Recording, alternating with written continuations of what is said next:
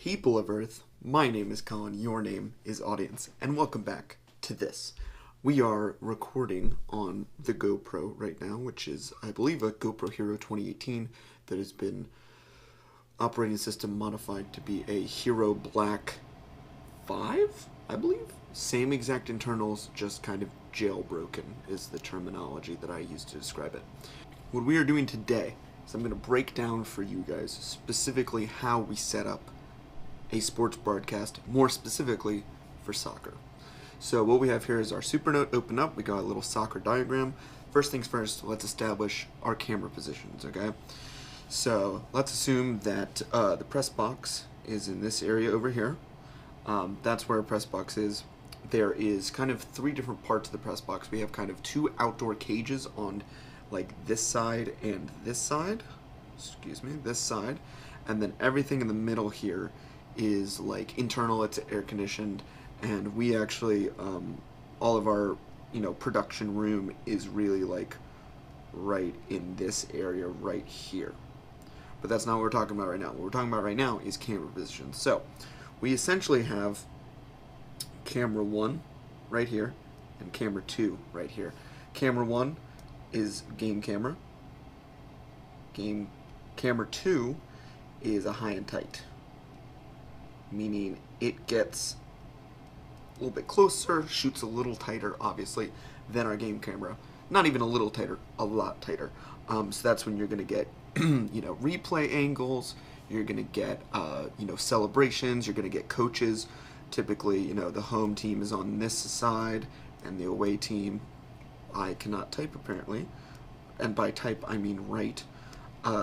This is typically where the away team is, so their coaches are walking around there while the play is kind of happening on the field. Now, we do operate with 3 cameras currently for soccer. This exact same field is where both men and women's soccer, obviously, and then women's lacrosse takes place specifically for William & Mary. All of that happens on this field. Obviously, this is a soccer diagram, but the field gets transitioned into a lacrosse. And our camera positions stay exactly the same. So we've got cameras 1 and camera 2. And then down here, right around midfield, right around midfield, not center field, midfield, because center field would be here.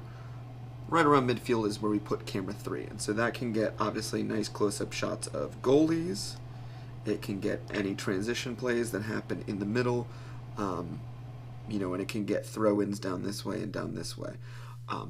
What we're currently toying with the idea of is implementing a 4th camera somewhere, whether that's possibly, up here, shooting as a replay angle, unmanned, obviously, so picking kind of a goal. We do have these kind of smaller cameras that can get positioned in specific places. Mainly they're unmanned, but they're more of like webcams, if that makes sense. So very similar to a GoPro. And those typically are used for like looking behind a goal, so looking at the back of the goalie as shots come in, at the goalie, getting that angle, which can be a really, really cool angle and a really fun angle to use for replay. So those are our camera positions. What we're going to go into now is our really how this all is set up. Okay, the way that we have this laid out is camera 1 comes all the way into our room, and that goes into a splitter, and one out from that splitter goes to our replay, and the other half of that splitter goes to our TriCaster.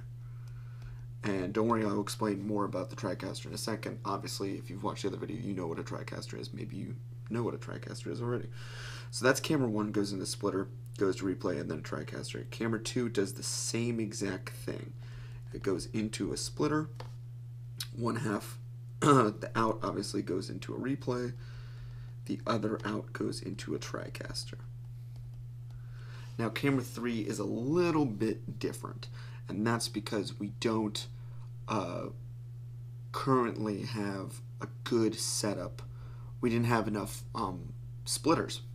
So camera 3 actually goes straight into our replay deck. And then we actually take it out of the B channel of the replay deck and take that into the TriCaster as input 3. So it's kind of a workaround. It's nifty. Obviously, ideally, you would have that B option for the replay deck open. Currently, we use a 3-play, and so we have an A channel and a B channel. So, like, let me change our template here. We'll hide that. Basically, what you can do with the replay is you can, have an A channel over here and a B channel over here that both go to your main switcher, your TriCaster, or whatever switcher you're using.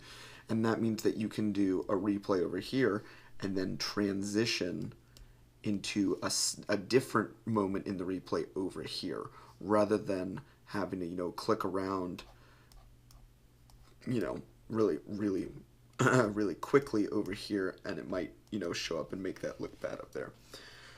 This is not typically how we have this set up. We typically only use the A channel, meaning that you just do everything off the A channel. Typically, you can use your B channel. What I like to do when I'm doing replay is do this B channel, set that to, game camera, so that I can, see what's going on without, needing to look out a window or anything like that. It really helps knowing the flow of the game and being able to see exactly what's going on, knowing when moments are about to show up, like when a shot is about to be taken, so you can mark your out point easier. Just makes things a little bit easier. So then obviously all of these cameras come in to our TriCaster, and they are assigned to, input 1, input 2, input 3. Obviously this input 3 is, again, from the replay deck, but typically we do, input 4 is replay. So we do like, this is a camera, this is a camera, this is a camera, and then that's a replay. So typically what you do is, you're going along here, 1, 1, 1, going along with the game's going. They're playing their plan. Maybe you cut in a 2 here to show some dribbling, maybe a move or 2, maybe you go back to 1 again. And then, a shot takes place, or maybe there's a throw in here. So we get a throw in here, so we cut to camera 3, and then we keep going down the field. Oh, there's a turnover. Maybe you go to 2 to show the turnover, then we go back to 1 to show them continuing to play. Keep going, keep going, keep going. And then there's a shot. We're still on 1 here. Shot takes place. There's a score, so we go score. So then what happens is you quickly go to 2, showing the celebration. Maybe you go to a 3 for celebration a little bit. Then you go back to 2. Maybe 3 grabs the coach.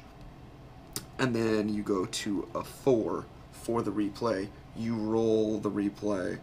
And then if you have time before they reset for the kickoff, you come back down here and you go back to camera 2 and show maybe who scored the goal. Maybe the defeat of the goalie, that sort of thing. So again, it's pretty self-explanatory once you know where the camera positions are. Obviously, there's a lot of game subject matter knowledge of like, okay, what is going on, knowing that if the ball goes out in a certain way, that's a corner versus a goal kick, that sort of stuff. I grew up playing soccer, so it's one of the sports that I'm personally more familiar with the rules of.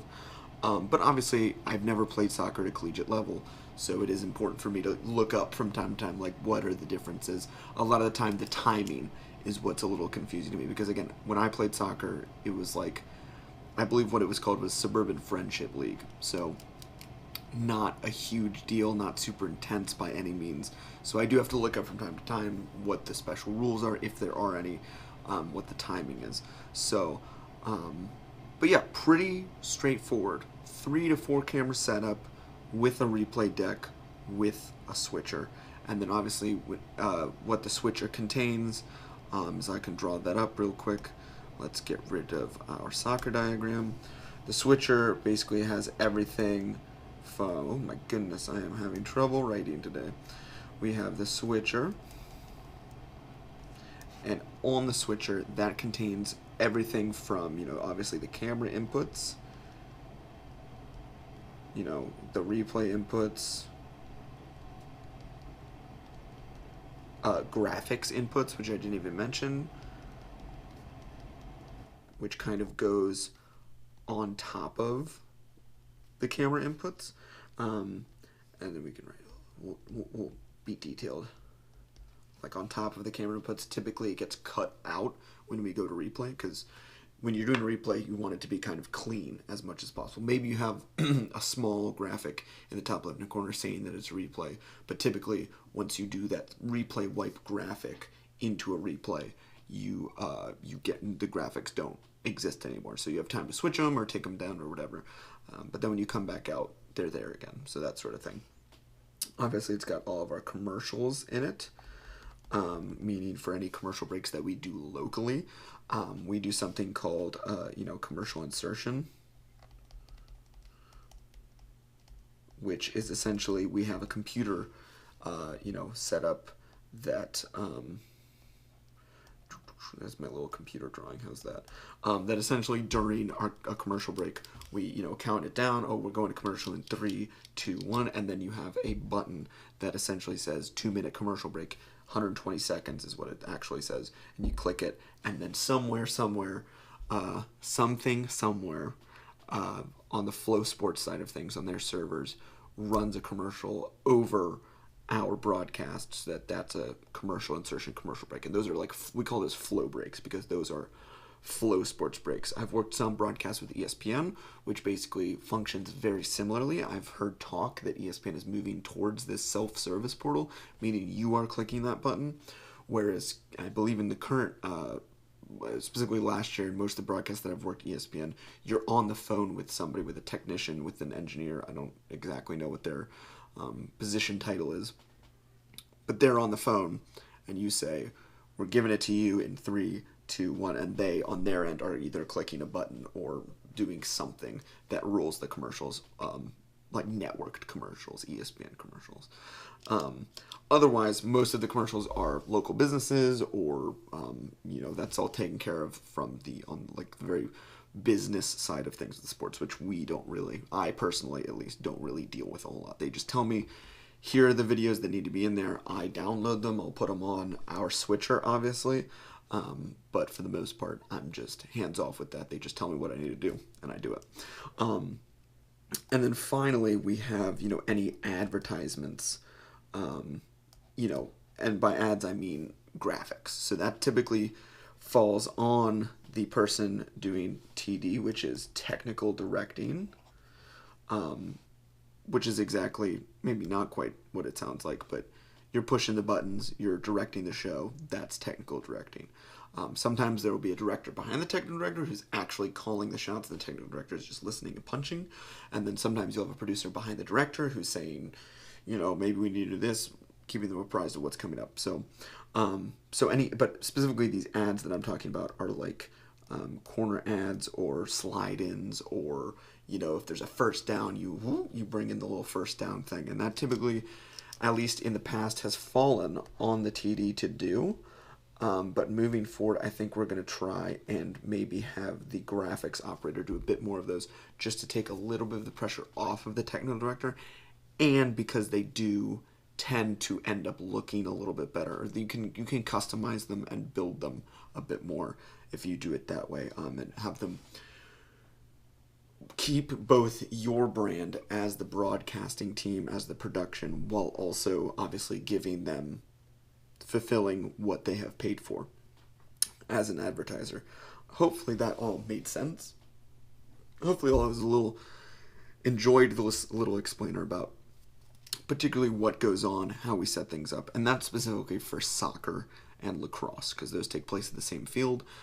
In the future, I do plan on doing one for both football and for basketball and for volleyball, and for field hockey, because those are, basically all the sports, and eventually baseball, maybe more so in the spring than right now. So hopefully that was interesting, and you enjoyed listening to me talk about how we set things up for our broadcasts. If you have any questions about how we set up our broadcasts, feel free to leave it in the comments. I love talking about our broadcasts. I love my job, period, doing broadcasts, full stop.